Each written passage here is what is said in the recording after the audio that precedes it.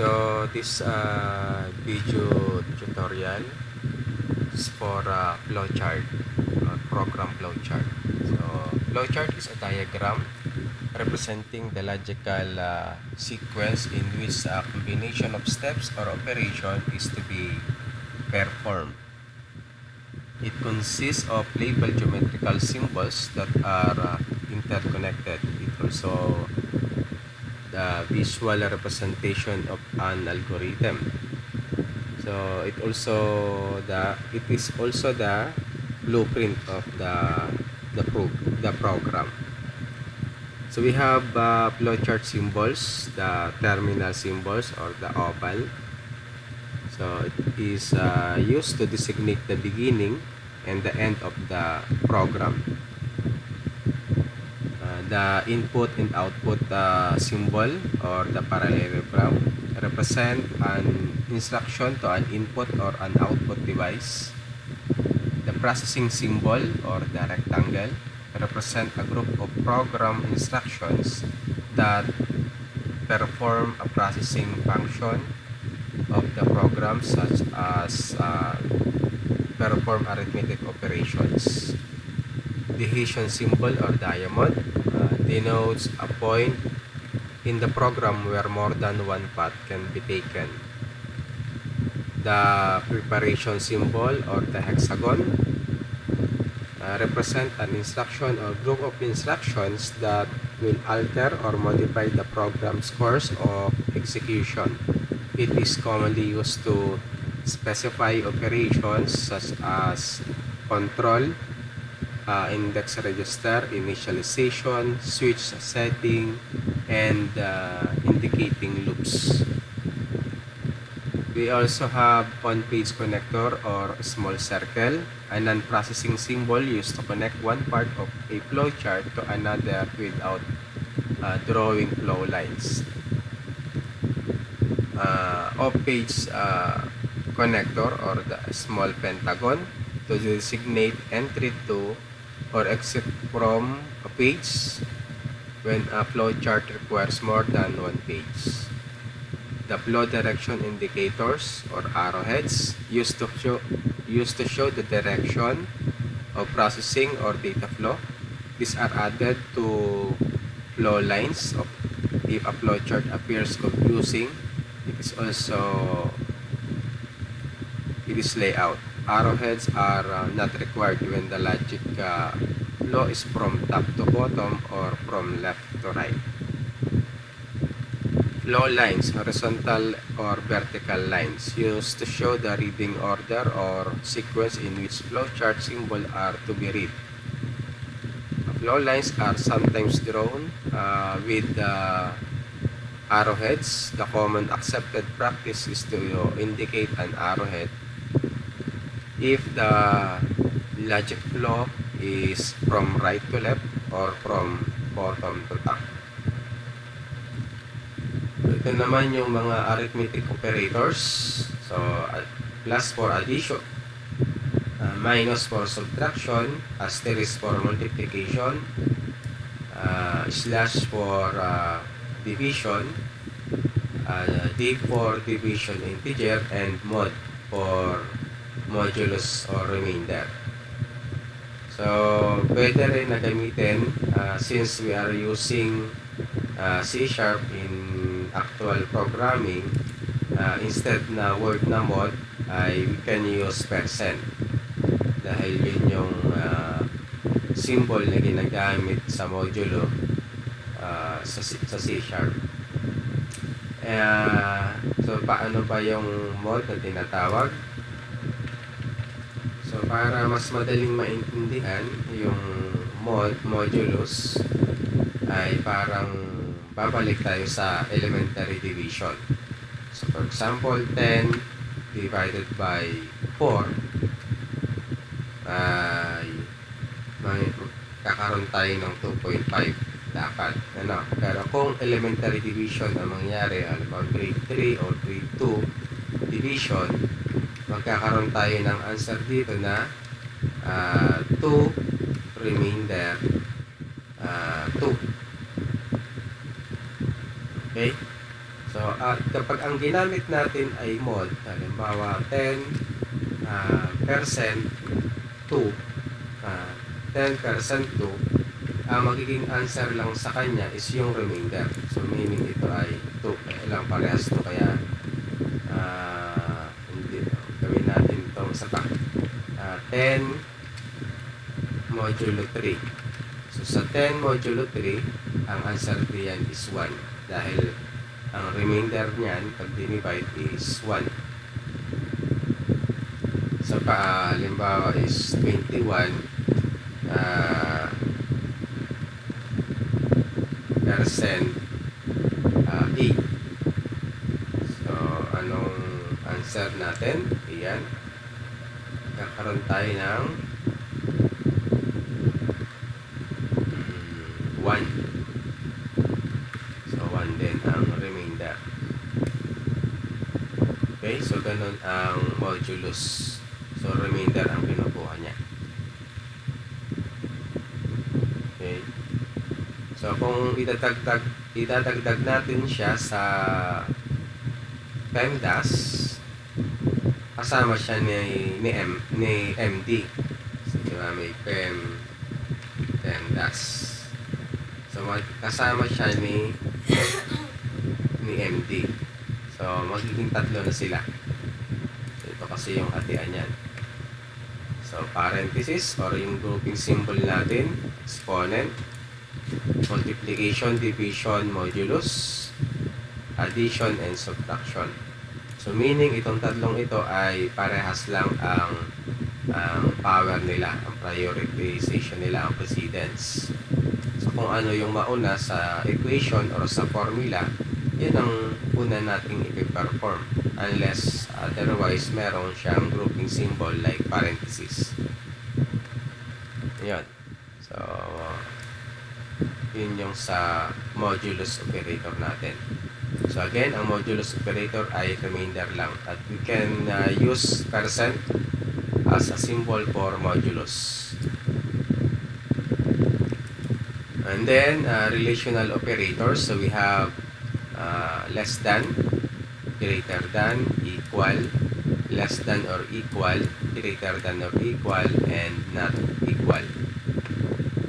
So ito naman yung gamitin natin kapag gumamit na tayo ng division symbol, yung diamond. So ito. Ayan. So yun yung ilalagay natin, ang kailangan natin ng relational operators pagka gumamit na tayo ng division symbol. So ito yung sample natin sa flowchart. For example, we want to compute the sum of 3 numbers. So meaning we need 3 numbers. So yun ang ating input, yung 3 numbers. Then perform a calculation to compute the sum.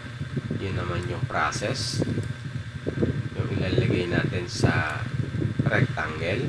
So ito yung processing symbol natin. And then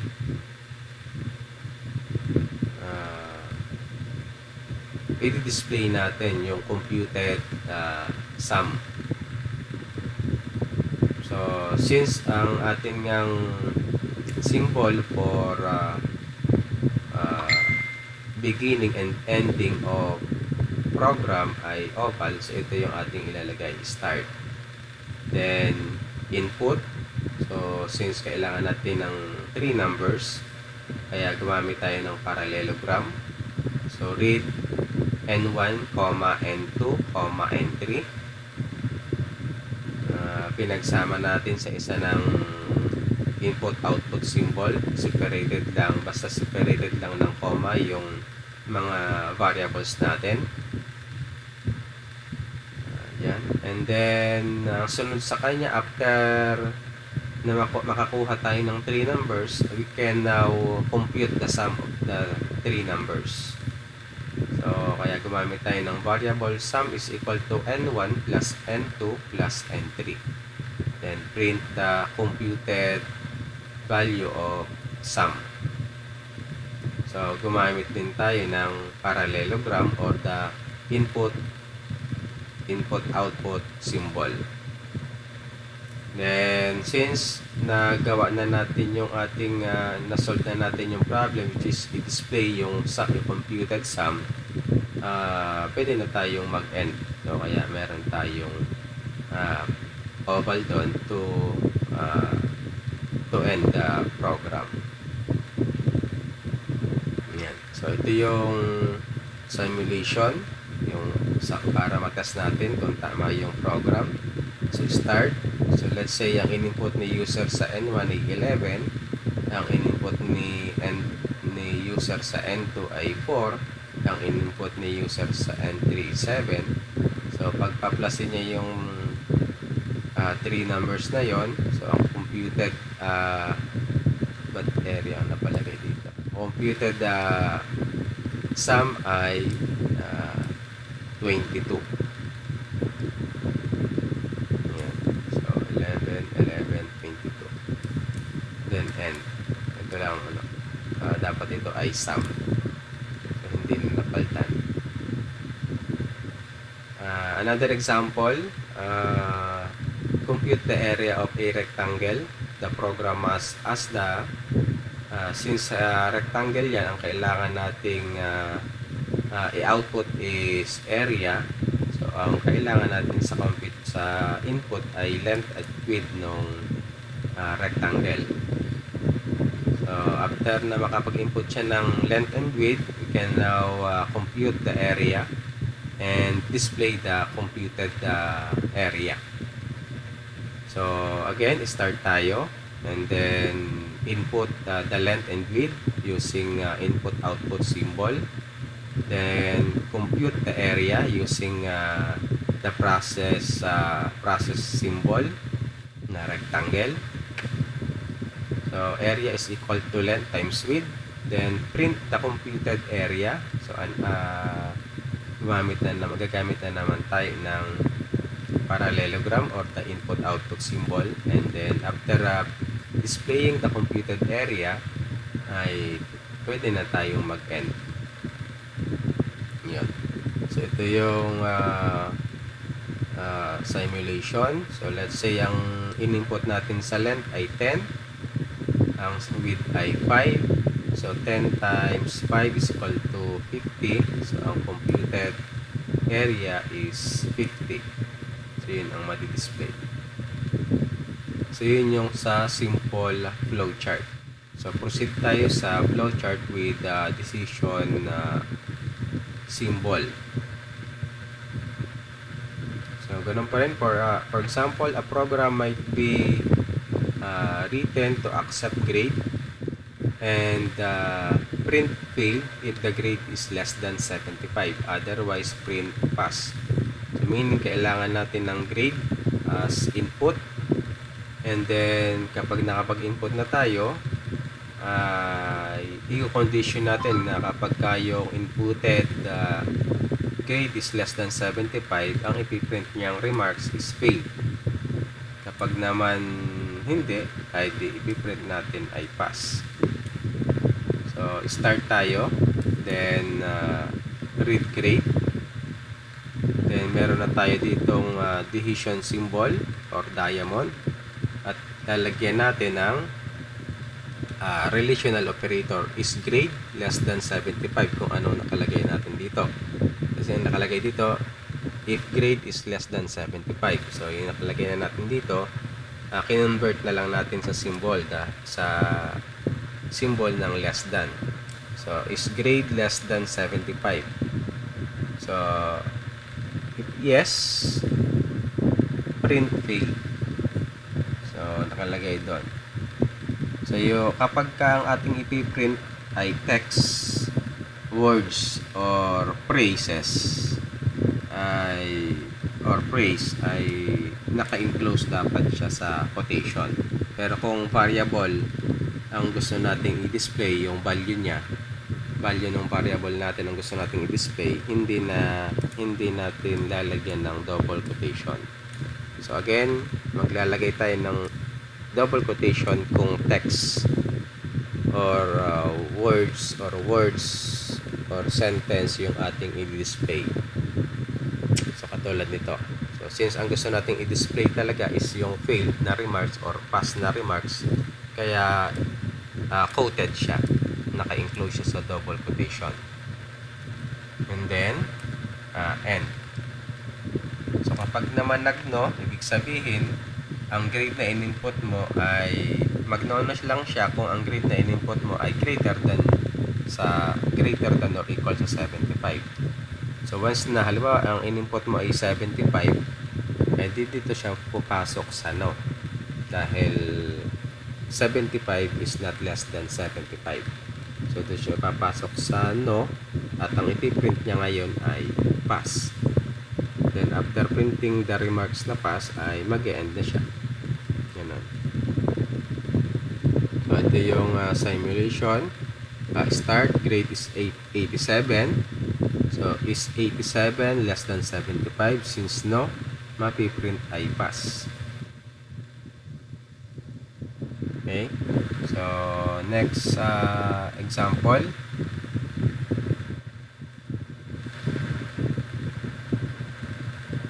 Dito naman ay yun. Pwedeng gumamit tayo ng on-page connector kasi yung on-page connector ay para ma-avoid yung paggamit ng mahabang low lines. Yan, katulad nito. So pwede nating gamitin si on-page connector na parang ganito. So ang ilalagay mo lang is yung small circle kasi ito yung symbol ng on-page connector. At sa halip na lagyan mo ng linya papunta dun sa end, naglagay ka ng on-page connector or small circle and then i-connect mo siya dun sa end. Nilagay mo dito. So meaning, ang mahalaga lang dito sa on-page connector ay yung ilalagay mong label dun sa loob ng small circle. So dapat may kamatch siya. So dapat may match siyang label para dun siya pumunta.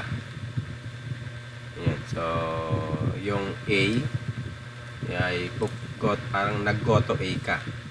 So, go to A. Kaya dito siya pupunta sa end. Instead na flow lines na mahaba ang gamitin mo. Okay? So, next example. Draw a flow chart to get a number from the user and print whether it is positive or negative.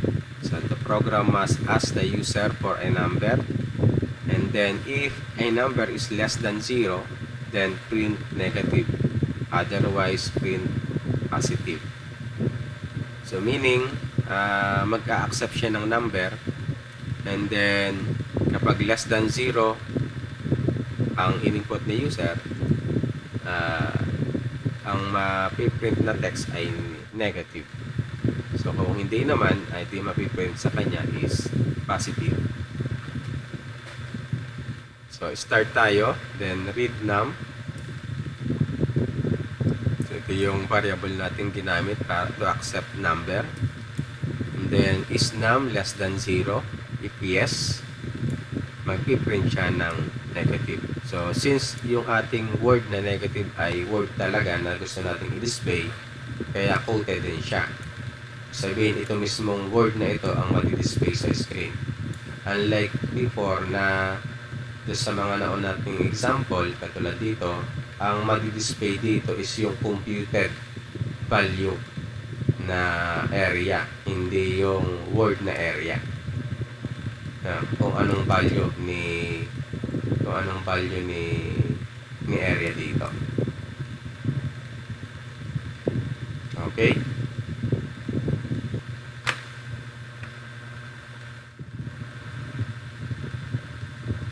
Okay, so saan tayo? Yan. So start, read num. Is num less than 0? So yes. Print negative dahil siya ay nag-yes.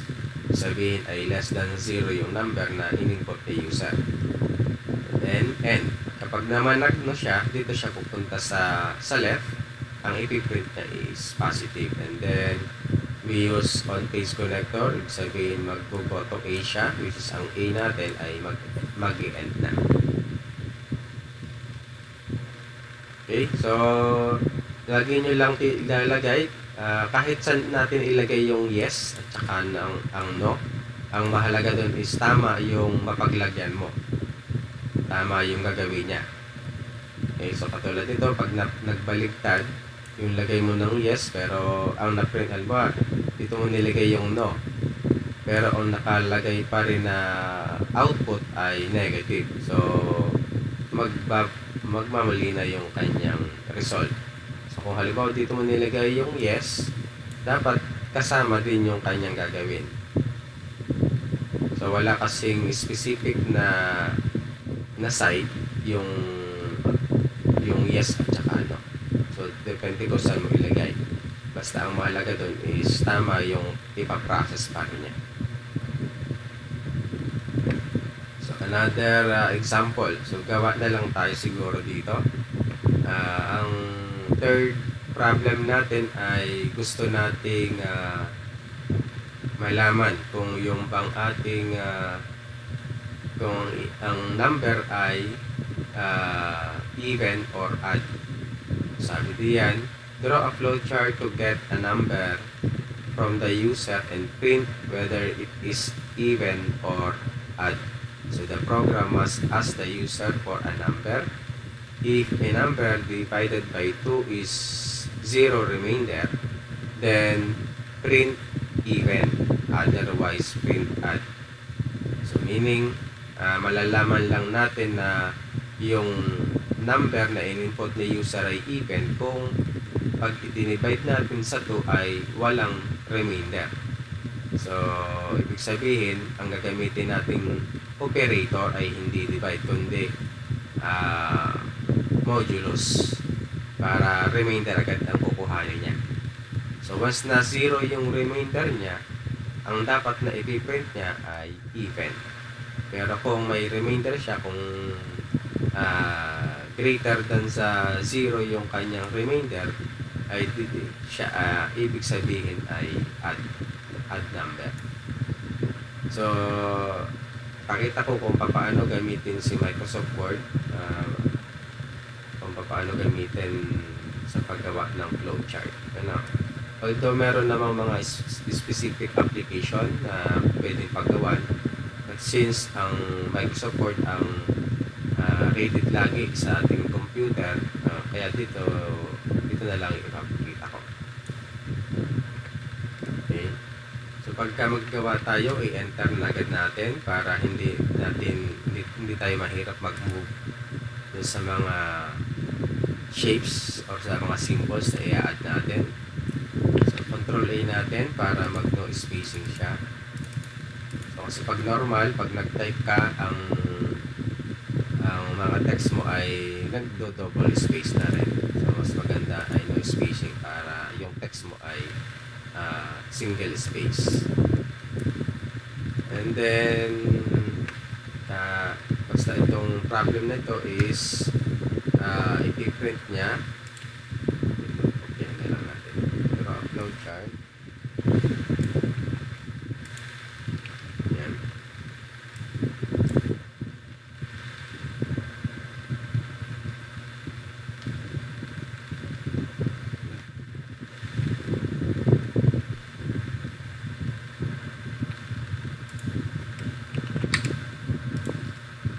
Draw a flowchart to get a number from a user and print whether it is positive or positive, whether it is even or odd. So, gawa natin ng flowchart. So, input tayo, shape, oval, terminal symbol. So, format agad natin ito ng text tayo. Then, since naka-normal siya, ibig sabihin, naka-double space na naman siya. Kapag nag-2 lines tayo nung nilagay, malaki na yung pagitan niya. Kaya, control A natin, then no spacing. So, center na natin. And then, palakihin na natin yung text niya. So, ito na shape na itong ating ika-copy and paste para kung ano yung format nito, yun na rin yung magagamit nating format dun sa iba. Yan. So, ilagay natin ay start. Yan. So, medyo skip.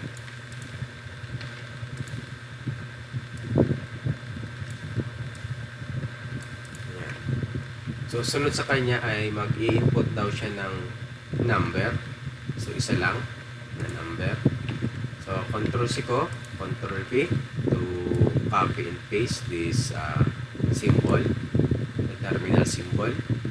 Then, i-double click nyo lang or just click the format tab, and then dun sa edit shape, click mo lang, change shape. Ang gagawin natin ay input or parallelogram. So, ngayon, hindi ka na mag-add text, hindi ka na magpo-format ng text mo dahil ito na yung format na kinabi-paste mo dito. So, ilalagay mo lang ay input o kaya read. Halimbawa ay num. Palagay lang natin. Okay.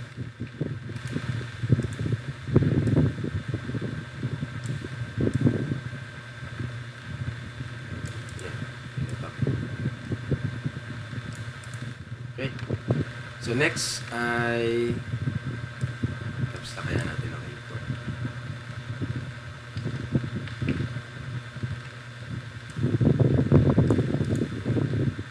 Then sunod sa kanya nakapag-input na siya, ang kailangan nating malaman ay kung yung bang number na input ni user ay even or odd. So sabi doon kanina sa problem, malalaman lang natin kung even siya kapag dinivide natin sa 2 at walang zero remainder, siya ay even number. So gawin natin na pwedeng mag-divide na tayo dito. So ibig sabihin pwedeng gumamit tayo ng processing symbol at kuhanin na natin yung remainder. So gamit tayo ng rectangle. Kuhanin natin yung halimbawa rem ang gamitin nating variable. Rem is equal to num percent 2. So meaning ang magiging value ni rem ay kung ano ang remainder kapag dinivide natin sa 2 yung number na in-input ni user. And then after that ay pwede tayong maglagay ng division symbol. Double click lang natin, change to diamond. Ayan. So ilagay natin ay is rem equal 0. Yan. Is rem equal to 0. Sabihin kapag ka nag-equal to 0 siya ay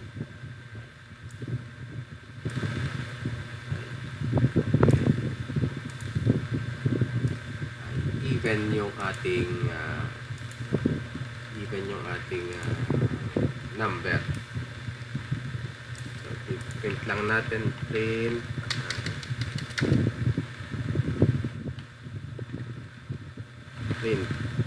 so since ang i-display natin ay text na even, kaya meron tayong quoted siya o naka-include siya sa double quotation.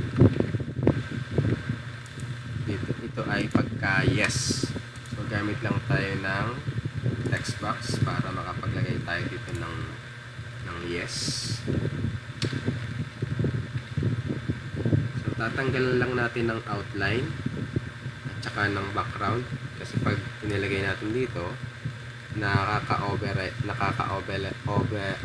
overlap siya. So ito yung kanyang shape fill, i-non-fill natin at saka yung shape outline para wala siyang ma-overlap na part ng flowchart natin. So, mamaya natin lalagyan ng arrow yung flow lines. Dikit na lang natin dito sa tabi ng ating decision symbol.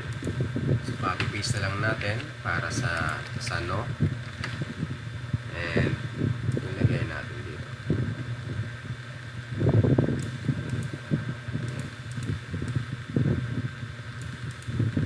So, kapag naman nag-no, ibig sabihin may remainder. May remainder na nakuha. Yan. So, pag may remainder, ibig sabihin siya ay add number. And then, after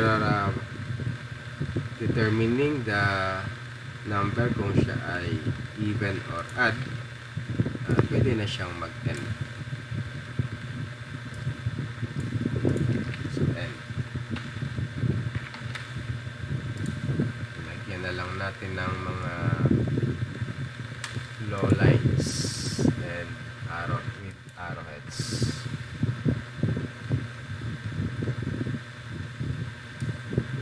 Dito para pare-paras ang size. Medyo pa lakahan natin.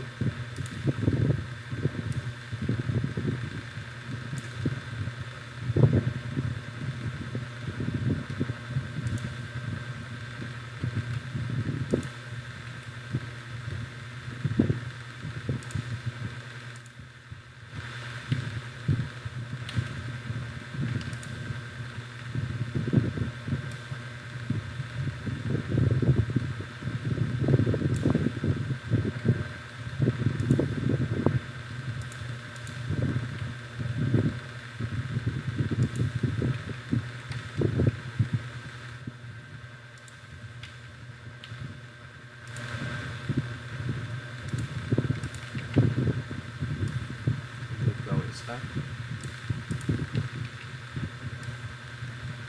Yung isa.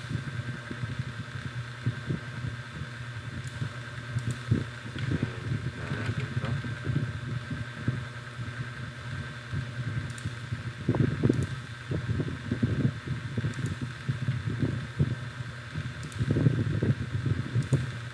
Yan.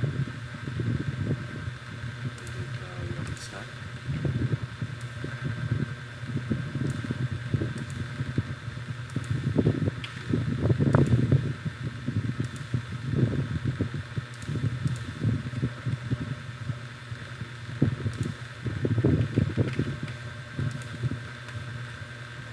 Okay, so vertical na lang na arrowhead. Pupunta siya sa right. Lalakihin natin yung outline. Stroke niya, and then mix na lang.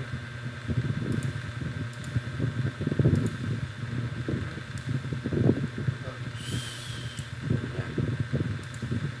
Okay, then,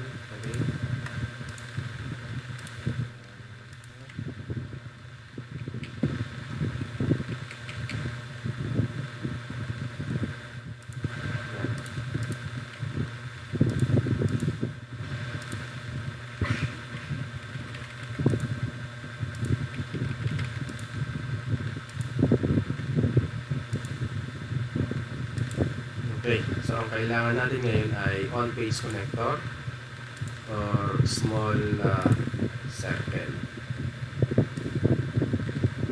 Para perfect circle siya, i-hold mo lang yung shift key para bilog na bilog. Kasi pagka hindi mo ini-hold yung shift key, naging oval.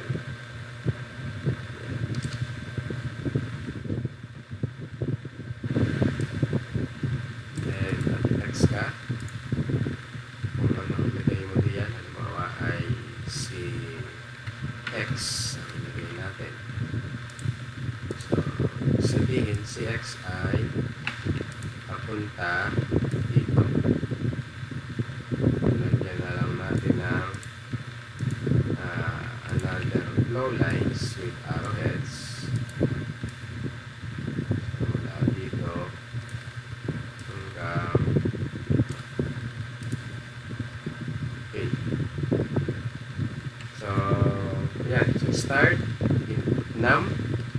then kinuha natin yung remainder sa inilagay natin kay variable rem.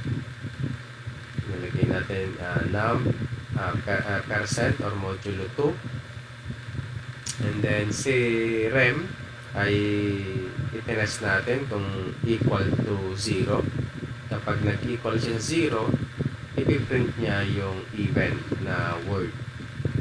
Pero kapag naman hindi, ang ipiprint niya ay add. And then mag-e-enter lang.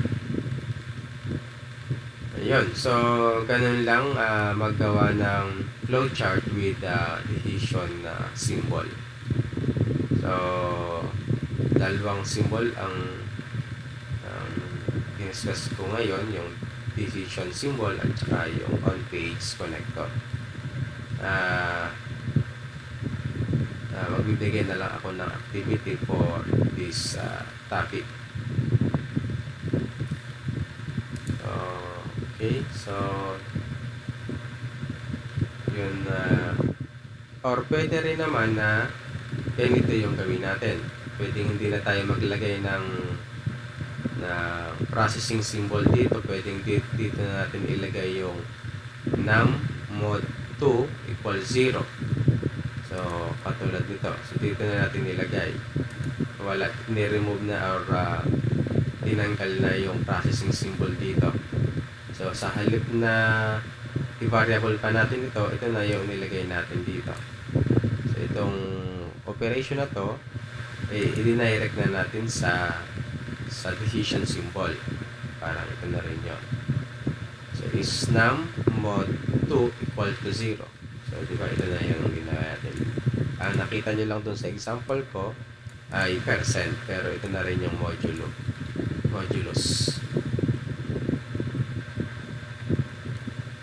Okay? So, ayun.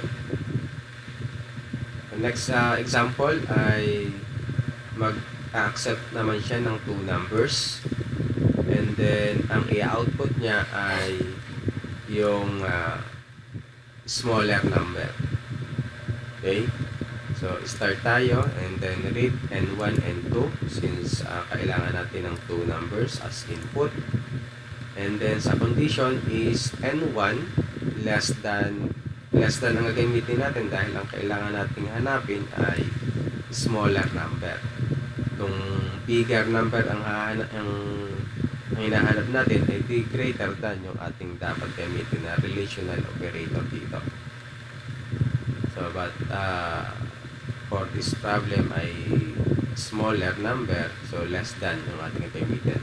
So, is N1 less than N2? So, if yes, print the value of N1. So, mapiprint yung value ni N1 kung anong input ni user. Pero kung hindi naman, kung hindi si N1 less than kay N2, ibig sabihin, si N2 ay ang smaller number. And then, mag-print na mag-e-end na rin siya. So, i-try natin. Halimbawa, isa-simulate natin ito.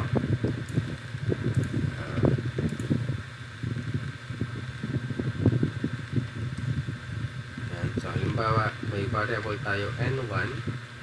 Ang value halimbawa natin na ibinigay ay 45. Si N2 naman, ang ibinigay nating value ay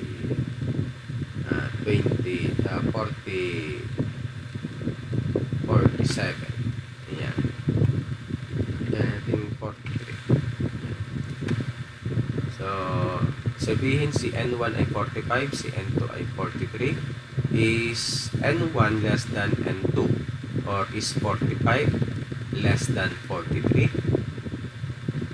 So, no siya. Kaya dito siya pupunta sa no, ang i-print niya is yung value ni N2, which is ang value ni N2 ay 43. Okay? So, kung gusto mong i-try na baliktad naman yung value niya dito, si 43, dito si 45, ganun din ang pupunta niya. So, N1 is 43, N2 is 45, is 43 less than 45. So, saan siya pupunta? So, So, dun siya sa yes pupunta dahil yung 43 ay less than sa 45. Kaya dito siya pupunta at ang ipiprint niya ay yung 43 pa rin dahil yung 43 ang smaller number, which is yun naman ngayon ang value ni N1. Okay? So, yun lang muna ang ating topic for this video. Flowchart with decision symbol.